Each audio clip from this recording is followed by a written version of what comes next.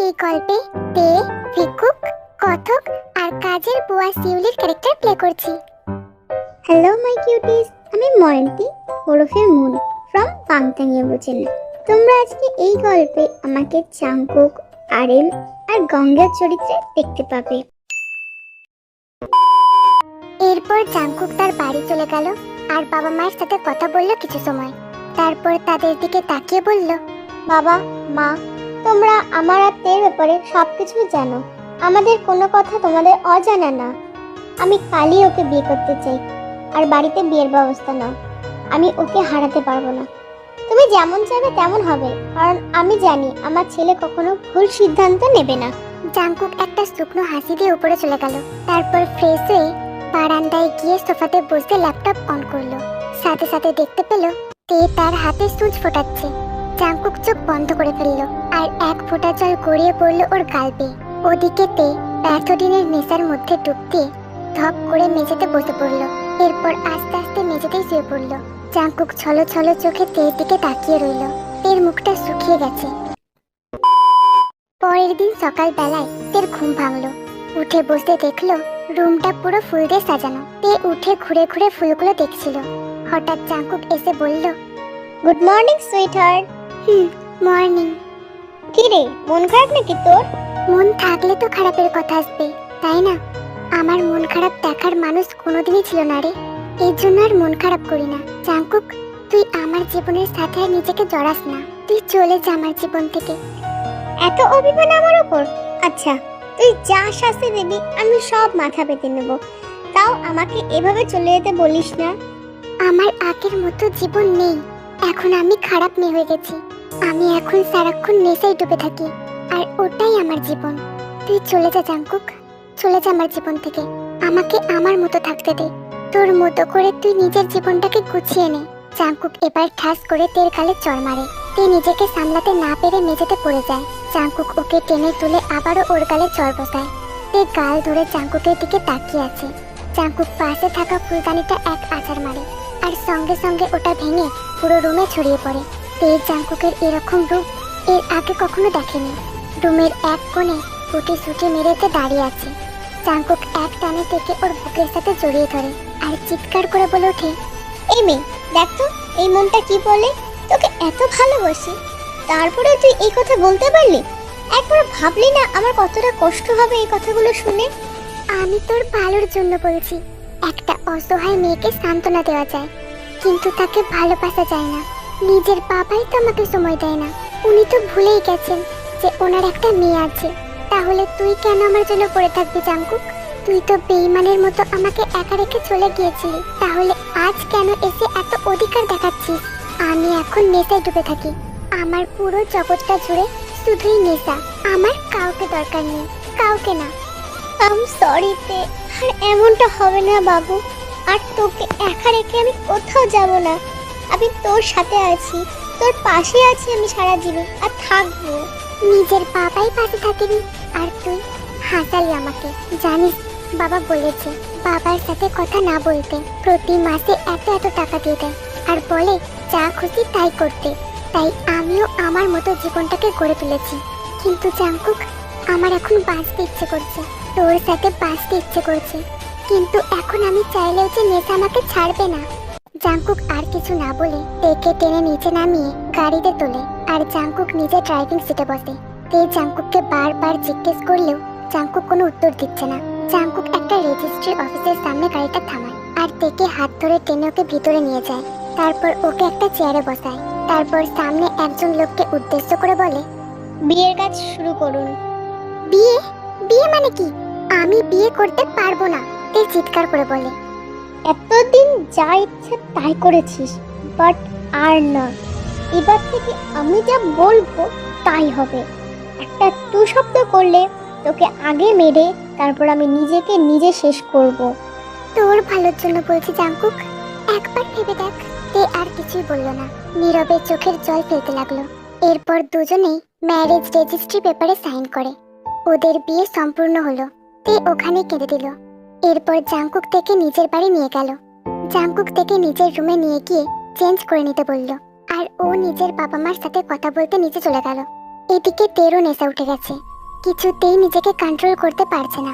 বারবার হাত দিয়ে নাক চোখ ডলছে আর কেমন একটা অশান্ত ভাব নিয়ে সারা রুমে হেঁটে বেড়াচ্ছে। এক সময় তের বিছানায় পড়ে থাকা লাল শাড়ির দিকে চোখ গেল। শাড়িটা নিয়ে বারান্দায় গিয়ে বারান্দার রেলিং এর সাথে ভালো করে বেঁধে দ্রুত নিচে নেমে গেল। নিচে নেমে একবার উপরের দিকে তাকিয়ে এক দৌড়ে জাঙ্কুকের বাড়ি থেকে বের হয়ে গেল। তে কোনো রকম নিজের বাড়িতে অনেক কষ্টে পৌঁছে এক দৌড়ে নিজের রুমে ঢুকে ড্রাগ সেবনে ব্যস্ত হয়ে পড়ল। তের আর হুঁশ নেই। ও জানে কেউ একজন ওকে মন থেকে পাওয়ার জন্য আপ্রাণ চেষ্টা চালিয়ে যাচ্ছে, ওকে ভালো পথে আনার জন্য। কিন্তু এগুলোতে বুঝেও না বোঝার মতো নেশার জগৎটা থেকে নিজেকে মুক্ত করতে পারছে না। জাঙ্কুক ওর বাবা মার সাথে কথা বলে রুমে এসে দেখলো তে নেই। জাঙ্কুক এদিক ওদিক থেকে খুঁজতে লাগলো। এরপর বারান্দায় চোখ পড়তেই দেখলো বারান্দার রেলিংয়ে একটা শাড়ি বাঁধা। জাঙ্কুক বুঝে গেল এরপর ঠিক কি হয়েছে। জাঙ্কুক কোনো রকমে ওখান থেকে দৌড়ে তেদের বাড়ি গেল। তের রুমে ঢুকে দেখলো তে বেহুশ হয়ে পড়ে আছে। এরপর জাঙ্কুক থেকে নিজের হাতে পোশাক বদলে দিল। এখন তো তে ওর নিজেরই বউ। এরপর তের চুলগুলোও ঠিক করে দিল আর অবশেষে তেকে কিছু সময় নিজের বুকে চেপে ধরে তের কপালে ঠোঁট ছোঁয়ালো। তোর ভালোর জন্য আমাকে কঠিন হতে হবে। আমি আমার আগের দিকে ফিরে পেতে চাই। আমি তোর সাথে পথ চলতে চাইতে।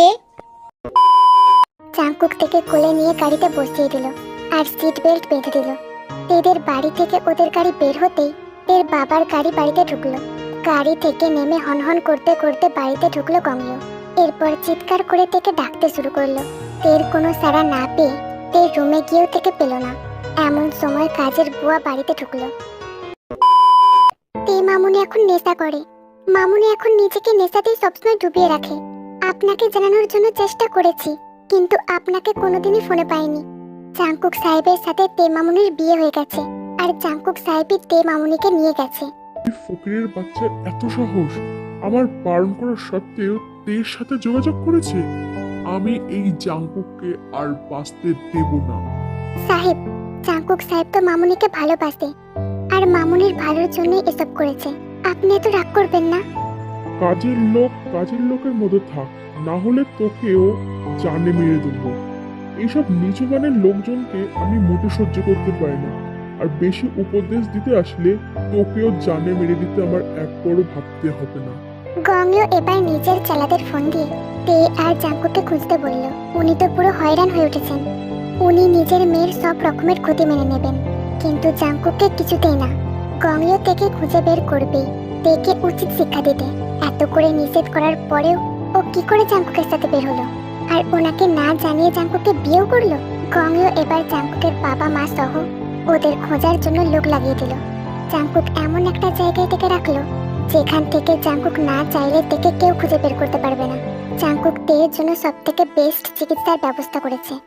এখন তের জেগে যাওয়ার আগে ওকে তেকে ওখানে রেখে বের হয়ে আসতে হবে। জাঙ্কুকও নিজের জন্য ওখানে কাছাকাছি একটা বাড়িতে থাকার ব্যবস্থা করলো আর তেকে যে রুমে রেখেছে সেখানে একটা সিসিটিভি ক্যামেরা লাগালো, যাতে প্রতিটা সময় জাঙ্কুক তেকে দেখতে পায়। এরপর জাঙ্কুক নিজের মাথা ঠান্ডা রেখে আরো কিছু কাজ করলো। জাঙ্কুক তের বাড়ির কাজের মেয়ে থেকে গঙ্গিওর কথা জেনে মুখে একটা শয়তানি হাসি ফোটালো। শ্বশুরমশাই, এবার খেলা জমবে। আপনার নাকে দড়ি দিয়ে না ঘোরালে আমি নিজেও শান্তি পাবো না। আপনার অবহেলা আমার তেকে আজ এই মরণ খেলায় মেতে উঠতে সাহায্য করেছে। আপনার অহংকার আমি মাটিতে মিশিয়ে দেব, নাহলে আমি আপনার জামাই না। আজ থেকে শুরু হলো আপনাকে নাকে দড়ি দিয়ে ঘোরানোর দিন। ওদিকে তের নেশা উঠে গেছে। নতুন জায়গায় কিছু চিনতে না পেরে কেবল চিৎকার করছে। এসব বসে বসে দেখা ছাড়া জাঙ্কুকের কিছুই করার নেই। এরপর কয়েকটা নার্স এসে তেকে জোর করে একটা ঘুমের ইনজেকশন দিল আর তে ধীরে ধীরে ঘুমের দেশে পাড়ি দিল। তবে তে ঘুমানোর আগে আস্তে আস্তে কয়েকটা কথা বলল। জাঙ্কুক কানে হেডফোন লাগিয়ে শোনার চেষ্টা করলো। জাঙ্কুক, তুমি কোথায়? আমার খুব কষ্ট হচ্ছে জাঙ্কুক। আমাকে এখান থেকে নিয়ে যাও প্লিজ জাঙ্কুক। জাঙ্কুক দুই হাতে নিজের মাথাটা চেপে ধরলো আর চোখ দিয়ে দুফোঁটা জল গড়িয়ে পড়লো। কারণ তে এত করে ডাকলেও সে তার কাছে যেতে পারছে না। আর তেকে যে কত কষ্টের মধ্যে দিয়ে যেতে দেখতে হবে জাঙ্কুকের জানা নেই। তবুও জাঙ্কুক হাল ছাড়বে না তের জন্য। জাঙ্কুক বসে বসে ভাবছে, আসলে শুধু তে না, তের মতো হাজার হাজার ছেলে মেয়ে এসবের মধ্যে নিজেদের জড়িয়ে ফেলেছে। নিজেদের একাকিত্ব জীবন থেকে মুক্তি পেতে না জানি কোন কোন অন্যায়ের পথে পা বাড়াচ্ছে। কেউ বাজে নেশায় জড়াচ্ছে, আবার কেউ নিজেকে শেষ করে ফেলছে। গংলিও তের কোনো খোঁজ পেল না। বর্তমানে সোফায় বসে আছেন উনি। তখন জাংকুক আর ওর কিছু বডিগার্ড গংলিওর সামনে গিয়ে দাঁড়ালো। গংলিও কিছু বলার আগেই জাংকুক গংলিওর পাশে সোফায় পায়ের উপর পা তুলে বসে পড়ল। শ্বশুরমশাই, কি খবর আপনার? আমি আজ আপনাকে কিছু কথা বলতে চাই। আজ আমি বলবো আর আপনি শুনবেন। আপনার ওয়াইফ মারা গেছে, আপনি কোন দিক দিয়ে তেকে দোষী করেন? সব তো উপরওয়ালা লীলা। আর আপনার জন্য আমার তের কি অবস্থা জানেন? আপনার এত অহংকার আছে কোথা থেকে? একটা দিনও মেয়েকে ভালোভাবে থাকতে দিননি আপনি। একবারও ফোন করে জেনেছেন মেয়ে কেমন আছে? কেমন বাবা আপনি? আপনি তো বাবা না, আপনি পাষাণ। কারণ বাবা কখনো পাষাণ হয় না। আমার মেয়ে কোথায়? আপনার মেয়ে এখন হসপিটালে, কারণ ও মারাত্মকভাবে নেশায় জড়িয়ে গিয়েছে। আজ আপনার আর আমার কারণে তে এই পথটা বেছে নিয়েছে। আমি তো শুধু সময় চেয়েছিলাম, আপনি আমাকে একটা সুযোগও দেননি। আজ ভালো করে তাকিয়ে দেখেন, আপনি যেখানে ছিলেন আপনার থেকে এখন উচ্চ পদে আমি আছি। জাংকুক কথা বলে আসতে গেলেই গংলিও জাংকুকের হাত টেনে ধরে আর জাংকুককে বুকের সাথে জড়িয়ে নেয়। জাংকুক কল্পনা করেনি এরকম কিছু হবে। আমরা মানুষ, আমাদের সবারই মন আছে, কিন্তু আমরা বারবার ইগোর কাছে হেরে যাই। তের নিখোঁজ হওয়া গংলিওর মনকে নরম করে তুলেছে। তিনি তার সমস্ত ভুল বুঝতে পেরেছেন। এখন গংলিও জাংকুকের সাথে থাকে। তিনি এখন একজন ভালো বাবা হওয়ার জন্য প্রাণপণে চেষ্টা চালাচ্ছেন। ঠিক 6 মাস পরে তের সাথে তার বাবা গংলিও এবং জাংকুকের দেখা হয়। তের মধ্যে আগের তুলনায় অনেক পরিবর্তন এসেছে। পেমা, কেমন আছিস? বাবা, ও বাবা, তুমি কেমন আছো বাবা? আমাকে একটু জড়িয়ে ধরো না বাবা। আমি যে খুব একা। আম সরি পেমামণি, আমাকে আর একটা সুযোগ দে। আমি এবার বেস্ট বাবা হয়ে দেখাবো। আমি আর তোকে কখনো কষ্ট দেব না। আমাকে নিয়ে চলো বাবা। আমি আর কখনো নিজেকে এসব নেশায় জড়াবো না। আমি ভালো হয়ে যাব। আমাকে মাফ করে দাও বাবা। তে প্রায় 7 মাসের মতো ওখানে ছিল। আজ তের বাবা সহ জাংকুকের বাবা মা একসাথে থাকে। ওদের বাবা মা ওদের অনেক বড় করে অনুষ্ঠান করে আবারও বিয়ে দেয়। এখন জাংকুক আর তেকে একা রাখে না, সব সময় তেকে সময় দেওয়ার চেষ্টা করে। প্রায় 5 বছর পর ওদের একটা ছেলে হয়, দেখতে একদম জাংকুকের কপি। ওরা ওদের ছেলের নাম রাখে ভিকুক। ভিকুক অনেক দুষ্টু। ওর দুষ্টুমিতে ও সারা বাড়িকে মাতিয়ে রাখে আর এত পাকা পাকা কথা বলে যেন মনে হয় কেউ ওকে শিখিয়ে দিয়েছে। সবাই একসাথে খেতে বসেছে। আচ্ছা বাবা, তুমি আমার একটা কথার উত্তর দাও তো। বলো বাবা, তুমি কি জানতে চাও? আমরা এত বোকা কেন বলো তো? কি রকম? মাম্মাম বলে দুধ খেলে নাকি মানুষ তাড়াতাড়ি বড় হয়ে যায়। তোমার মাম্মা তো ঠিক কথাই তো বলে। তাহলে এবার বলো, আমি মাম্মার পেটে থাকা অবস্থায় দুধ খেয়ে নিলে আমি মাম্মার পেট থেকে বড় হয়ে বের হতাম। তাহলে এখন আমাকে আর দুধ খাওয়াতে লাগতো না। এবার বলো তো তোমরা কত বোকা। তোমাদের জন্য আজ আমাকে কষ্ট করে দুধ খেতে হচ্ছে। ওরে আমার লজিকের পাহাড়, আমাদের ভুল হয়ে গেছে বাবা। তুমি তোমার বউকে এরকম করে মনে করে খাইয়ে দিও কেমন? ওদের কথায় সবাই হেসে ওঠে। এখন ভিকুককে নিয়ে ওদের একটা সুখের পরিবার তৈরি হয়েছে। ওরা এখন ওদের আগের অতীতটাকে ভুলে গিয়ে সামনে এগিয়ে যাচ্ছে। ওরা যেভাবে ভালো আছে থাকুক, আর তোমরাও তোমাদের কাছের মানুষদের সময় দাও, যাতে তারাও কোনো ভুল পথে পা না দেয়। আজ আমাদের এই গল্পে তেকুকের ভালোবাসা এই শিক্ষা দিয়েছে যে ভালোবাসা কখনো জোর করে হয় না, কিন্তু ভালোবাসার মধ্যে এতটা শক্তি থাকে যেটা তার ভালোবাসার মানুষকে সমস্ত অভিশাপ থেকে রক্ষা করতে পারে, যেটা তাকে ভালোবাসা শেখাতে পারে, ভালোভাবে বাঁচতে শেখাতে পারে। আর পরিশেষে এটাই বলবো, এই পৃথিবীর সমস্ত ভালোবাসায় যেন পূর্ণতা পায়, আর ভালোবাসার শক্তি দিয়ে তারা যেন গোটা দুনিয়াটাকে জয় করতে পারে।